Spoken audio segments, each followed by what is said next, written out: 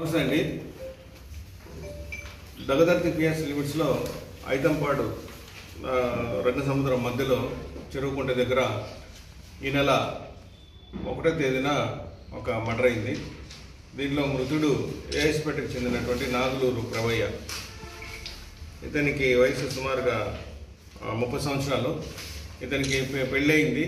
2 పెళ్ళిళ్ళు అయినప్పుడు కూడా ఐతంపాడుకు చెందిన మధు వాళ్ళ సిస్టర్తో అక్రమ సంబంధం కలిగి ఉన్నాడు. అదేవిధంగా ఇతని ఆ ఏరియాలో ఏఎస్పేట ఏరియాలో ఇతర గ్రామస్తులకు చెందినటువంటి పందులు తిరిగినప్పుడు దాన్ని పట్టుకోవడము, దాన్ని కొట్టి అమ్మేయడము, తినేయడం అట్లా చేసుకుంటా కొంచెం దౌర్జన్యంగా ప్రవర్తించేవాడు. దాంట్లో భాగంగా కొన్ని పందులు ముద్దాలకు చెందిన మధువాళ్ళ పందులు కూడా ఉన్నాయి. అక్కడి నుంచి తీసుకెళ్ళిపోమని చెప్పి వాళ్ళకి ప్రెజర్ పెడుతున్నాడు, ఏఎస్పేట నుంచి తీసుకెళ్ళిపోమని.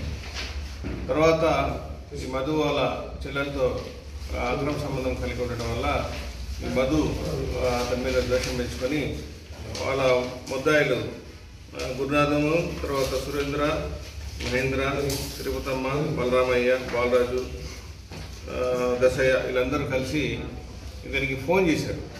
1వ రోజున ఏఎస్పేటలో ఫోన్ చేసి ఐతంపాడుకి పిలిపించి అక్కడ ముందుగా వేసుకున్న పథకం ప్రకారం అతన్ని కట్టెలతో కొట్టి చంపి పడేసి అక్కడ పక్కన చెరువుకుంటలో పడేయడం జరిగింది. ఈ కేసుని మా కొత్తగా వచ్చినటువంటి సిఐ గారు, తర్వాత ఎస్ఐ గారు ఇద్దరు కూడా కొత్తగా వచ్చారు. కావలి రూరల్ సిఐ గారు ఈ కేసు మా బాబారావు గారు ఇన్వెస్టిగేషన్లో తీసుకున్నారు. ఎస్ఐ గారు కూడా కొత్తగా వచ్చారు. వెంటనే ఈ కేసుకు సంబంధించినటువంటి వివరాలన్నీ సేకరించి ఈరోజు ముద్దాయిల్ని అరెస్ట్ చేయడం జరిగింది. ఈ ముద్దాయిలు 5 మంది దొరికారు, ఇంకా 3 పరారులో ఉన్నారు. ఈ పరారులో ఉన్న ముద్దాయిల కోసం టీమ్స్ ఫామ్ చేశాము. వీళ్ళందరూ కూడా తాము నేరం చేసినట్టుగా ఈ మధు వాళ్ళ సిస్టర్తో అక్రమ సంబంధం కలిగి ఉండటం వల్ల ఈ నాగులూరు ప్రభయ్యని కొట్టి చంపేమని చేసి అడ్మిట్ అయ్యారు.